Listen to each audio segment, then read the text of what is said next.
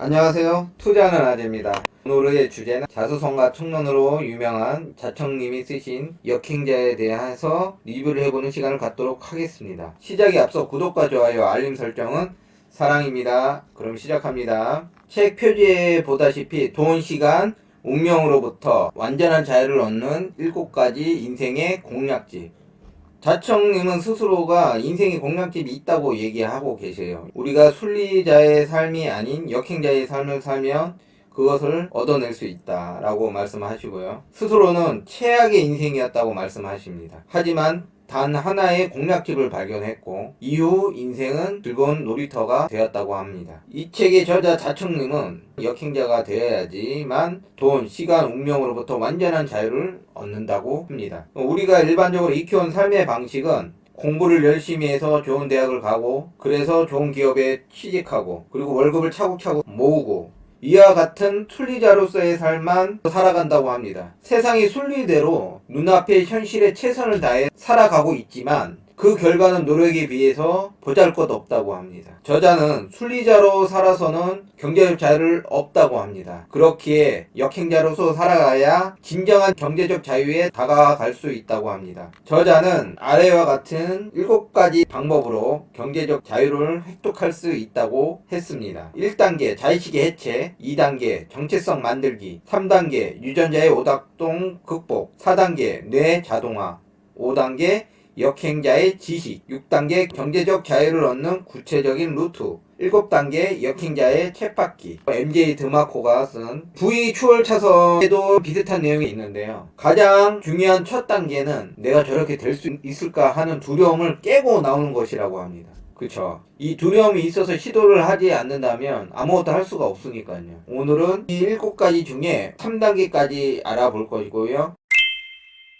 1. 자의식의 해체. 대부분의 사람들은 유전자와 본성의 명령을 그대로 따르기 때문에 평범함, 순리자로서의 삶을 살아간다고 합니다. 그저 자의식에 사로잡혀 무한 합리화에 빠져서 스스로가 얼마나 많은 오류를 저지르는지 알지 못한 채 매일 쳇바퀴를 돌 뿐이라고 합니다. 물론 각자 열심히 인생을 살아가고 있지만 경제적 자유에는 근접하지 못한 채 제자리 걸음만 하고 있다고 합니다. 그렇기에 자의식 해체는 역행자의 삶을 위한 필수 불가결한 존재라고 합니다. 책에서 나오는 대부분의 사람들은 나는 돈에 진짜 관심 없어, 돈 버는 법은 세상에 존재하지 않아 등의 말로 자신의 자의식에 상처를 입히는 그런 말들을 피하기 위해 스스로를 합리화한다고 합니다. 그것을 인정하는 순간 본인이 인생이 부정당하게 되고 비참해지기 때문에 이러한 열등감이 회피라는 어리석은 결정을 하게 된다는 것입니다. 누구보다도 돈을 원하고 돈 때문에 자유를 박탈당하고 돈 앞에 비참해지는 치사한 행동을 하는 사람들조차도 저는 돈보다 중요한 가치가 있다고 생각해요 라고 모순된 사고를 한다고 합니다. 결국 이들은 애먼 곳에 자아를 투영하며 인생을 낭비해버리고 만다고 합니다. 스스로의 못난과 모순을 인정하고 어떻게 하면 발전할 수 있을까 끊임없이 고민할 때 진정한 성장을 이룰 수 있다고 합니다. 이건 개인적인 생각인데요. 데니얼 카너먼의 생각에 관한 생각이란 책에서 보이지 않는 고릴라 실험이 있습니다. 결론이 우리가 실질적으로 눈에 보이는 것도 우리 사고가 그걸 인지 못할 수도 있는 그 사실 또한 우리 스스로가 알지 못한다는 거예요. 사람이 참 현명한 것 같은데 실질적으로 그렇지 않은 거죠. 비효율적이고 완전하지 못한 거죠. 우리가 눈을 뜨고 보고 있는데 우리가 그걸 놓쳤겠어 하지만 실제로 놓치고 있는 것들이 많다는 겁니다. 열등감에 벗어나 진정으로 객관성과 겸손함을 가져야 하는 것이 자의식의 해체라고 합니다. 눈에 띄는 장면도 못 볼 수 있다는 점을 인정하고 우리가 못 본다는 사실을 모른다는 점도 인정하고 그러기 때문에 불완전한 존재라는 것을 인식하고 열등감에서 벗어나서 진정한 의미의 객관성을 가지고 겸손함을 가져야 하는 것이죠. 이러한 자의식은 가급적 안정된 상태를 유지하고자 하는 본능 때문에 일어나는 것이라고 합니다. 그래서 본능을 깨지 못하는 순리자의 삶을 살아가는 사람들은 이러한 자의식 해체를 하지 못하는 것이라고 이야기하고 있습니다. 저자는 이러한 자의식 해체에 필요한 3단계를 이야기하고 있는데요. 1단계 탐색. 누군가에게 불편한 감정을 느꼈다면 이 불편한 감정이 어디에서부터 오는 건지 잘 관찰하여 어떤 열등감이 스스로에게 자극이 되는 건 아닌지에 대해서 생각해 보는 단계라고 합니다. 2단계 인정. 탐색을 통해서 자신이 느낀 감정들, 질투나 열등감 또는 불편한 감정들에 대한 이유를 객관적으로 잘 살펴보고 현재 자신의 상황과 처지와 비교를 해서 스스로 인정할 것은 인정하는 단계입니다. 그리고 3단계 전환. 자신의 처지나 열등감을 해소하고 오히려 변화의 계기로 삼기 위한 계획들을 만드는 단계로 진정한 의미의 자의식 해체를 이뤄내는 마지막 단계라고 합니다. 불편한 감정들을 인정을 하고 그것 너머에 있는 성장 동력을 끄집어내어 실행하는 단계라고 하는 거죠. 이러한 3단계를 통하여서 자의식 해체를 이뤄낸 사람은 남의 흉을 보지 않으며 탐색, 인정, 전환이란 이 3단계를 통하여 성장의 기반을 만들어낸다고 합니다. 저는 그동안 참 부끄러운 얘기지만 자의식 해체를 이뤄낸 사람이었다고 착각하고 살았던 것 같습니다. 유튜버 심사인당님 그리고 국민의 MC 유재석님은 남의 흉을 보는 일이 절대 없다고 합니다. 그들은 오히려 남의 흉을 보는 사람들과는 거리를 멀리 한다고 합니다. 저 스스로 자신을 합리화하며 남의 흉을 보기 좋아하고 굉장히 비판적이었던 저는 과거의 일들이 파노라마처럼 스쳐 지나가면서 현재 수치심과 부끄러움이 기습했습니다. 이제 인정과 전환을 통해서 성장의 발판을 만들어야 할 것입니다. 이러한 수치심과 부끄러움의 감정들을 가슴에 각인시키려고 노력하고 있습니다. 제가 이런 부분들을 말씀드리는 것 또한 일회성으로 끝나지 않는 노력의 일환이라고 생각하시면 될 것 같습니다. 변화를 해보겠다고 다짐해봅니다.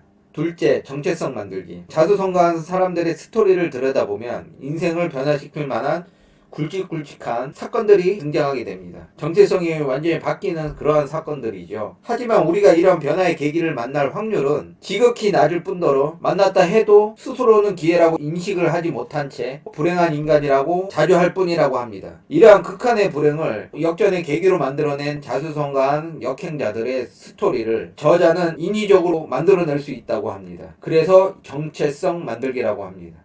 1단계에서 자의식 해체를 이루어냈다면 정체성, 삶의 동기를 만들어내야 합니다. 자신의 삶의 목표나 기준이 되는 거죠. 자동차가 앞으로 나아가기 위해 연료가 필요하듯이 사람도 정체성이라는 연료가 필요하다는 것입니다. 저자는 이러한 정체성, 동기, 목표를 만드는 방법은 3가지라 이야기하고 있습니다. 첫째, 책을 통한 간접 체면. 이것은 정체성을 바꾸기 위한 가장 쉬운 방법으로 정체성에 맞는 관련된 책을 읽음으로써 해소할 수 있다고 합니다. 20권 정도의 관련된 책을 보면 어느 정도 수준에 도달할 수 있다고 합니다. 저자는 21살 최악의 상황에서 200권의 자기 개발서 읽기를 통하여 변화를 했다고 합니다. 둘째, 환경 설계. 스스로 궁지에 몰아넣는 방법으로 대표적으로 선언하기가 있다고 합니다. 난 뭐뭐가 될 거야. 난 뭐뭐를 할 거야. 라고 주변에 떠들고 다니라는 것입니다.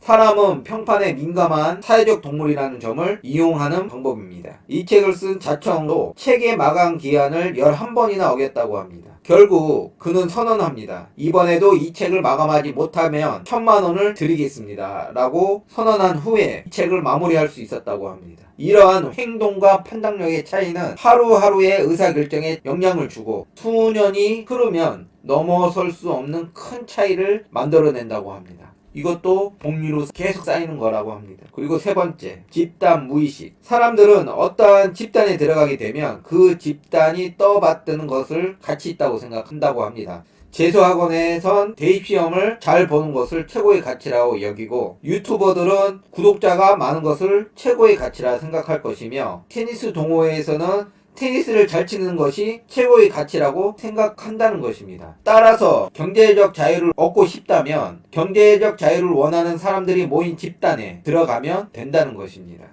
3번째, 유전자 오작동 극복. 첫 번째, 자의식을 해체하고 두 번째, 정체성을 확립한다고 해도 인간의 무의식은 끊임없이 원래의 패턴으로 돌아가려고 한답니다. 이러한 본능은 수만 년 전에 초원에서는 도움이 될 하늘빛을 향해 날아다니는 나방들의 본능이 오늘날에는 생존을 어렵게 한다는 것입니다.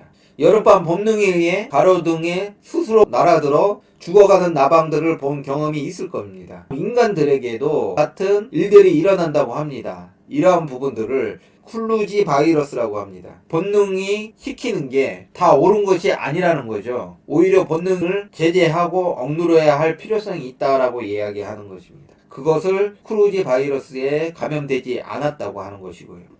저자는 클루지라는 책을 읽은 후에 의사결정을 할 때마다 본능에 의한 심리적 오류, 즉 클루지가 아닐까라는 생각을 하게 되었고 자신의 판단력을 스스로 조금씩 고쳐나갈 수 있게 되었다고 합니다. 그렇게 되면서 중요한 결정에서 실수를 하는 경우가 적어졌고 사업과 인간관계가 잘 풀리기 시작했다고 합니다. 고칼로리 음식 앞에서 침이 고여도 이건 내 오래된 유전자의 장난이야 라면서 참았고 사업상 라이벌이 나타나도 필요 이상으로 흥분하다가 실수하지 않으려 했답니다. 침착할 수 있었다는 거죠. 친구들과 술에 마시러 나가고 싶거나 자신에게 저지른 온갖 잘못과 결례에서도 잘 참아낼 수 있었다고 합니다. 저자에게 동물적인 본능을 드러내도 저 사람은 클루지에 좀 심하게 감염됐네. 평생 저러고 사실 텐데 어떡하나 하고 편하게 넘어갈 수 있게 되었고 사업상에 입은 작은 손해에도 아낌없이 제때 손절할 수 있었다고 합니다. 그렇게 클루지를 이해하고 나서는 상대에 대한 쓸데없는 경쟁심에 불타오르는 대신 장점에 대해 관찰해서 배울 수 있었다고 합니다. 이러한 일들이 모두 자연스럽게 일어난 것은 아니었다고 합니다. 저자 스스로가 머릿속에 늘 클루지라는 단어를 넣고 다니면서 나와 남을 객관적으로 바라보는 연습을 한 덕에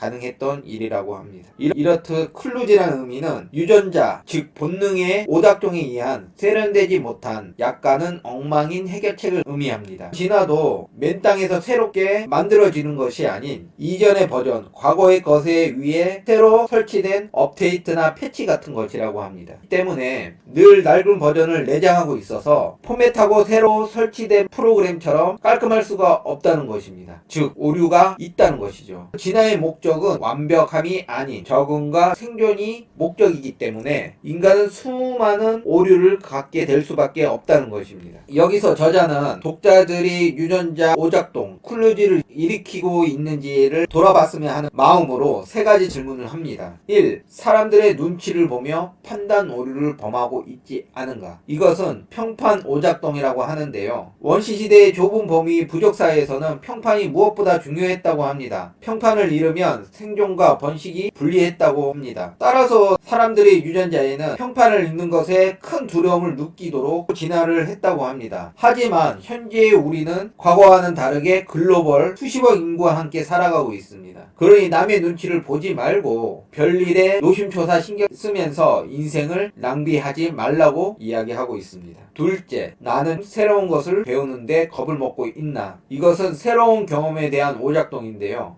인간의 두뇌는 현재의 삶이 만족스러운 경우 지금까지 유지한 습관을 그대로 지키려고 하는 경향이 있다고 합니다. 뇌는 칼로리 소모를 낭비하지 않도록 계속 진화해 왔다고 합니다. 그렇기 때문에 새로운 일을 배운다는 것에 대한 거부감을 갖는 본능이 존재한다고 합니다. 저자는 이러한 본능을 역행하는 새로운 시도를 단 한 번만이라도 해보길 권장합니다. 그것을 한 번쯤 깨트려야 될 필요성이 있다는 거죠. 세 번째, 손해를 볼까봐 너무 과도한 스트레스를 받고 있는 것은 아닌가. 손실 회피 편향이라고 하죠. 인간은 이득보다는 손실에 매우 민감하게 반응하도록 진화를 했다고 합니다. 1억 원을 벌던 사람이 1억 1천만 원을 벌게 돼도 별로 그렇게 크게 기뻐하지 않지만 오히려 9천만 원으로 1천만 원 소득이 줄어들게 된다면 매달 1천만 원씩 잃고 있다고 생각한다고 합니다. 뇌가 위기 신호를 보내며 스트레스에 시달리게 한다는 것입니다. 이로 인해 행복할 수 있는 계기나 돈을 더 벌 수 있는 기회를 오히려 놓쳐버릴 수 있다고 합니다. 따라서 유전자의 명령을 역행하여 손실에 대해 무시하는 습관을 가져야 된다고 합니다. 저자는 이러한 유전자의 오작동을 이겨내는 클루지 행동경제와 생각에 관한 생각을 권하고 있습니다. 역행자의 리뷰 1편은 여기까지였습니다. 저도 이 책을 2번 정독을 했는데요. 반복해서 읽고 제 것으로 만들게 해야 됐다는 생각을 해봤습니다. 이상입니다. 구독과 좋아요, 알림 설정은 사랑입니다.